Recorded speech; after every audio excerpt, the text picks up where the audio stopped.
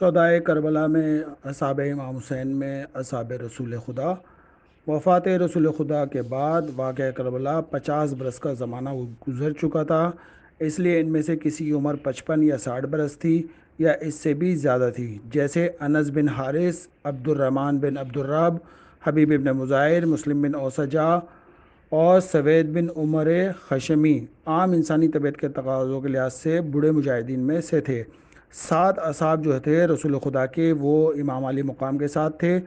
اور امام علی علیہ السلام کے اصحاب میں 21 اصحاب جو تھے وہ امام حسین علیہ السلام کے ساتھ تھے، جیسے امیہ بن سعد، حارث بن نبھان اور مقصد بن زہیر اور سعد بن حارث، جون غلام ابو ذر غفاری، حجاج بن مسروق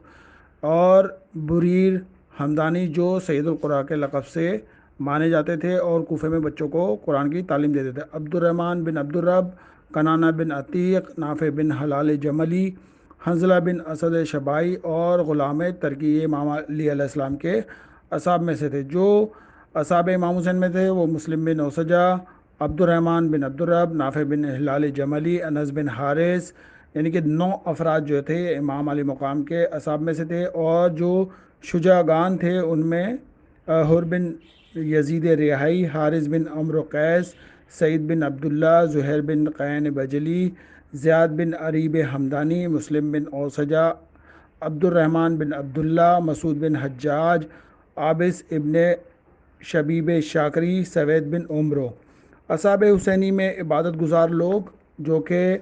مخصوص شجاعت کے ساتھ عبادت اور ریاضت کرتے تھے وہ عابس بن ابی شبیب اور زیاد بن عریب، جن کے متعلق تاریخ بیان کرتی ہے کہ وہ شب زندہ دار تھے، اور سعید بن عبداللہ حنفی، جن کے اوصاف میں عبادت کا خاص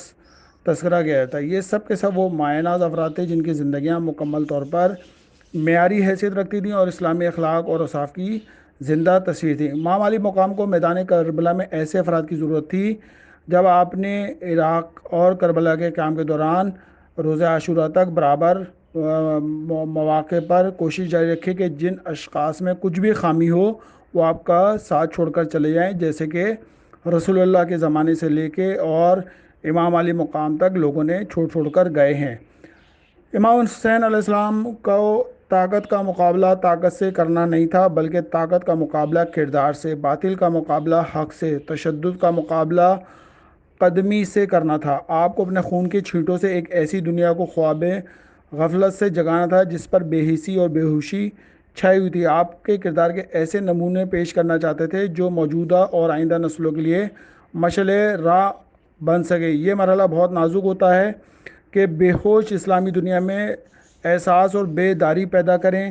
اور اس کے لیے آپ کے ساتھ ملک عرب کے چیدہ اور منتخب عابد، زاہد، متقی اور پارسا افراد آپ کے ساتھ تھے۔ آپ نے اپنے ساتھ ایسے ضعیف افراد لیے جن کی عمروں کا بیشتر حصہ محراب عبادت میں گزر چکا تھا،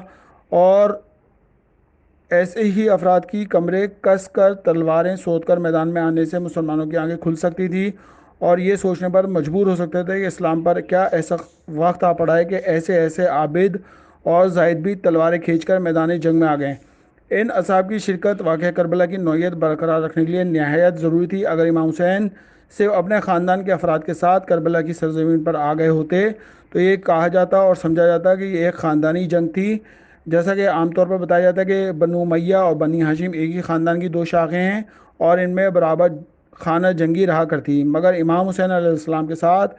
تقریباً ملک عرب کے ہر قبیلہ اور مختلف مقامات کے ممتاز اور سربراور افراد موجود تھے، جن میں نقطہ مشترک صرف اصول کا احساس اور ایک وجہ ان کے فریضہ دینی کا اطاعت جو انہوں نے امام علی مقام نے اپنی اس میں دکھایا۔ ورنہ اہل سنت کے جو لوگ کہتے ہیں کہ دونوں ہی شہزادے تھے، اس کی بیسک وجہ یہی تھی کہ امام علی مقام کے ساتھ ملک عرب کے کافی افراد رسول خدا کی زندگی سے لے کے اور امام علی مقام کی زندگی تک موجود رہے۔ یہ امام حسین علیہ السلام کا کربلا میں قیام کرنے کا مقصد تھا۔ اللہم صلی علی محمد و علی محمد۔